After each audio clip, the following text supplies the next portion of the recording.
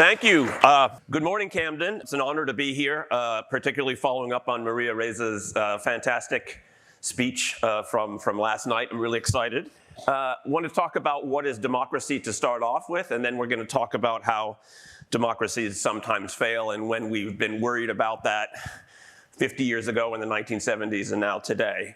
But we're going to start off, why not, with the Greeks. The Greeks did not know ketchup, they did not know baked beans, but they gave us this word, democracy, demokratia, which simply means that the people, the demos, have power, kratos. And what I like about this definition is it does not refer to any specific institutional practices.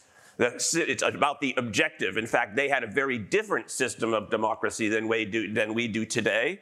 And so when we think about democracy, that's a definition that I like to use as sort of the fundamental thing is that the people have power.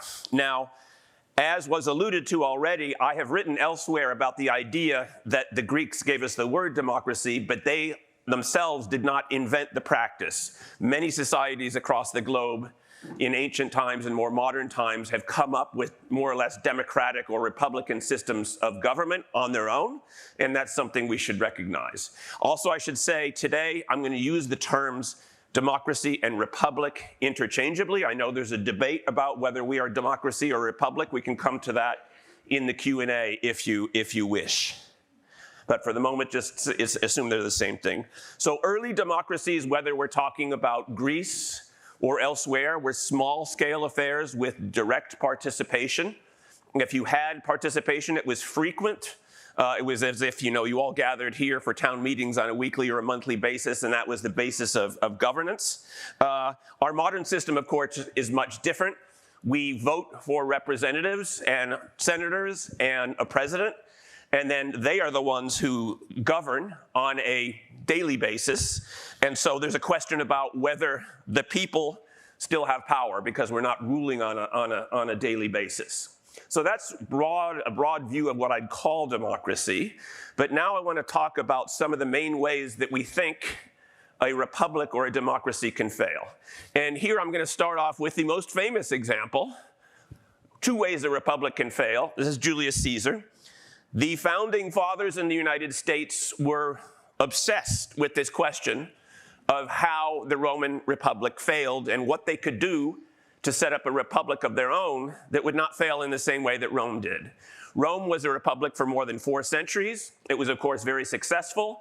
It had a set of institutions and governance with a Senate and popular assemblies. The idea underlying the Roman Republic was that the people of Rome, the populus Romanus, governed, and they actually did on a basis until about the middle of the 1st century before the Common Era, when it all fell apart. So this is the big way in which a republic can fail that everybody thinks about. We have a dictator who comes in. But I want you to also think about a second way in which a republic can fail, and I'm going to illustrate that by showing you something about America over the last 60, 70 years and trust in government. This is a graph showing trust in government, where the question is usually posed is, do you trust the government in Washington to do the right thing most of the time? And now in Washington, of course, has become a dirty word. It didn't used to be that way. You can see that back prior to the 1960s, there was a very remarkably high level of trust in government. Most people said yes, whether they were Democrats or Republicans or independent, they trusted the government. And what we saw was a long slide downwards through the 1960s till we hit bottom in the 1970s. There was some coming back up in terms of levels of trust in government during the latter phases of the Clinton administration. During the Bush administration, there's a temporary spike upwards following 9/11 for obvious reasons. But then we go down, down, down, down to the point where now only less than 20% of people say that they would trust the government in Washington to do the right thing most of the time. And this is true whether you're talking about the first Trump administration, this is true whether you're talking about the Obama administration, or the Biden administration. So what I'd like to suggest to you then is that this failure of trust in government, which is fundamental to what is going on in the US today, is a way in which a republic can fail without falling, and also that this has been a bipartisan endeavor. You'll notice it's not like one party is trusted and the other is not. This has very much been a bipartisan endeavor to get ourselves into the situation that we're in today, and which the other speakers from Matt onwards will be talking about. So, have we been here before? I referred initially to the 1970s, and this was sort of the dawn of when I became a little bit aware of politics, I should say. I would have been, how old would I have been? 9 years old in 1975. And this is an article by a famous New York Times columnist of the era, some who may remember, named Tom Wicker. And it's called, "Could It Happen Here?" What was Wicker writing about? Wicker was writing about the fact that there had just been an event in India at that time, in 1975, where Prime Minister Indira Gandhi essentially took over through emergency powers, and India, in effect, ceased to be a democracy for a certain amount of time. And of course, the US had just lived through Watergate, and the question became, well, could this happen here?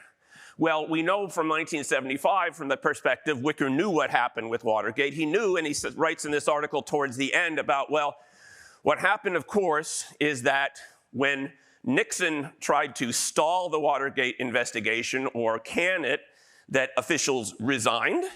So he had officials otherwise aligned with him who stood up to him, and that the people themselves would not have stood for this. And so the guardrails against something non-democratic were very strong. That was the claim, but there was a lot of fear at the time in the mid-70s about the state of democracy. Interestingly enough, the very next day, in June of 1975, another famous New York Times columnist, James Reston, wrote more generally about the crisis of democracy in not just the United States or India, but more internationally. And he wrote about events that he saw as disturbing, such as extreme centralization of power by the president of France at the time, Valéry Giscard d'Estaing. And he thought, this is bad. This could really all end. This could be the end of things. So that's where people thought they were in the 1970s, and there was a similar moment 50 years ago where he thought this could all end very badly. So how is today different? There's some ways that it's much better off today and some ways in which it's worse. Let me start with the better thing. Today, there are many more democracies abroad than was ever the case in 1975. We are in an era where the largest fraction of the human population lives under democracy compared to any other era. This is a graph produced by some people from what's called the Varieties of Democracy Project. They have a good website. It traces from 1789 to 2023 the fraction of 4 types of regimes. Start with the top, closed autocracies. These are autocracies that have no elections whatsoever, or sham elections. Electoral autocracies. Electoral autocracies are regimes like such as Hungary today, where they have an election, ostensibly it's free and fair, but for various reasons the deck is heavily stacked against the opposition. Then we have electoral democracies, and then finally liberal democracies. And what you can see is from about 1950 onwards, the share of democracies internationally has grown till it's now something like half the countries across the globe. Then there's been a slight tendency downward in the last couple of years, but this does not suggest the sort of doom and gloom that some people refer to. In part, this depends on whether you're a glass half full or a glass half empty person. The glass is half full in terms of democracies. That's much better than we were in 1989 or certainly in 1975. So that's what's better today compared to 1975. What's worse is that in established democracies, we have some divisions that are much greater than was true in the past. So in France, in the 1970s, there was some centralization of power, but it really never took over off into extreme centralization, and no one ever suggested that President Giscard d'Estaing wanted to rule like a dictator. It just wasn't going to happen. Today, if you look at what's happening in France, we have 2 major parties. On the left, the far left, we have La France Insoumise, which is usually translated as France Unbowed, led by Jean-Pierre Mélenchon, that is not an autocratic-seeking party, but is nonetheless has very illiberal tendencies to it. On the right, you have something even worse. You have the Rassemblement National that is run by Marine Le Pen. And the Rassemblement National is no longer an actively anti-democratic party, but we should all remember that when this party was created by her father, Jean-Marie Le Pen, in 1972, and at that time was called the National Front, or Front National, that among its 12 founding members, there were two people who, as French citizens during World War II, had served in the Waffen-SS. That's about as bad as you can get, right, in terms of founding a party. So in France at the time, today, we face a problem. We have a minority government. The government could get not overthrown, but could get voted out at any moment in time. So we have just extreme dysfunction, even if no one's trying to rule like a dictator. Okay, let's come back home. In the United States today, of course, we have another situation where there's concern about executive aggrandizement. And as I say this, I think I should emphasize that while the Trump administration is specific, it is also the case that over many recent presidents, both Republican and Democrat, there has been an increasing tendency to try to rule by executive order. And sometimes these executive orders are turn out to be legal as judged by the courts, and sometimes they are not. So for example, Joe Biden, rather than trying to get legislation passed that would cancel student debt, attempted to do that using an emergency power that wasn't really relevant to canceling student debt, and that was shot down by the Supreme Court. So there's been a tendency of executive aggrandizement over time on the part of presidents, both Democratic and Republican. But if we really want to talk about what's happening now and what's happened since January 20th, we see a much greater degree of attempting to rule by executive order. And what we also see is that we're in a very different position from 1975 in that there are deep divisions over whether this is an acceptable thing or not. If you recall, in 1974, the Congress was overwhelmingly in favor of Richard Nixon resigning. And it was a set of Republican senators that went to go see him and tell him that the game was up. Today, of course, we face a very different story where the Democrats don't at all like what is happening in terms of executive orders, but the Republican members of Congress, be they in the House or the Senate, are largely standing by where all this happens. And so what I think that amounts to is a more dangerous situation than in 1975 because fundamentally our unity has broken down. Okay, so what are the broad lessons we can draw? I'm going to conclude by taking us back to Rome and to see some things that more generalized about when a republic fails. So I want to talk about three lessons. The first is the important fact about the legislature playing a role in checking the executive. Interestingly enough, the term dictator, which is a Roman creation, itself was not seen as a bad thing. This comes from the same root as diction, for example, or dictionary. It means in Latin simply the one who speaks.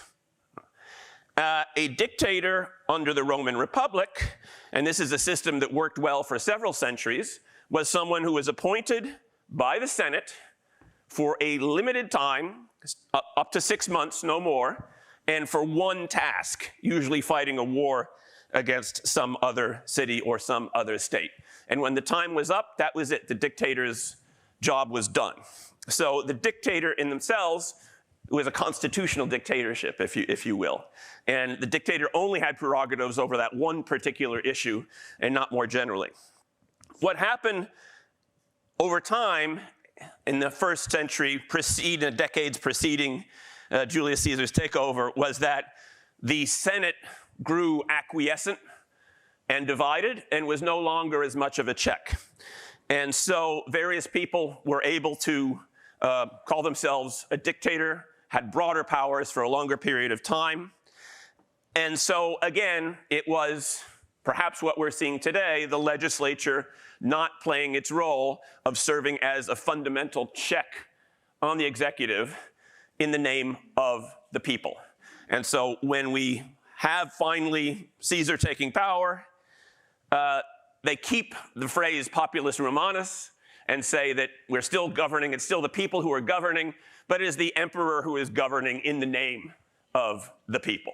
And that fiction was kept until 476 AD when the empire in the West fell. So first lesson then is that the legislature has to play a role of checking the executive in a republic. Otherwise, things are going to go off the rails. Second lesson is that it wasn't just the Senate that was responsible for this. It was the people of Rome themselves who became very substantially divided.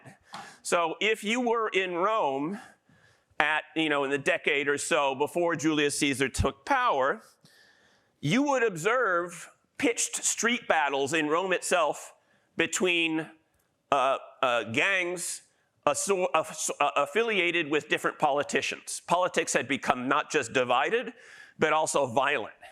And so in this period of time, whereas it had been the tradition under the Republic for centuries to have popular assemblies with large numbers of people that would be voting for or against a proposition and debating, obviously as soon as that gets violent, it's not possible to have that.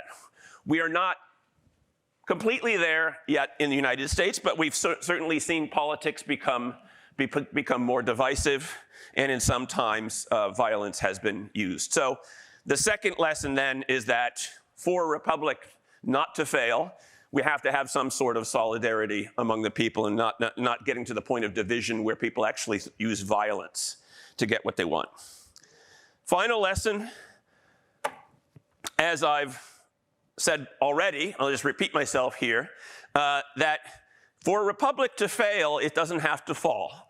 You can have a republic or a democracy that struggles along, but where people are so divided and so distrustful that they're unhappy with the fundamental mechanisms of government and what the government is doing for them. And so I hope that we can come back to this issue periodically today to remember it's not just about democracy disappearing and suddenly having a dictatorship. The question is also, is democracy doing for us what we want it to do, or is it in fact failed to do so, in which case that's nearly as big of a problem. Okay, with that, I will thank you, and I will pass the mic over to you to introduce Matt.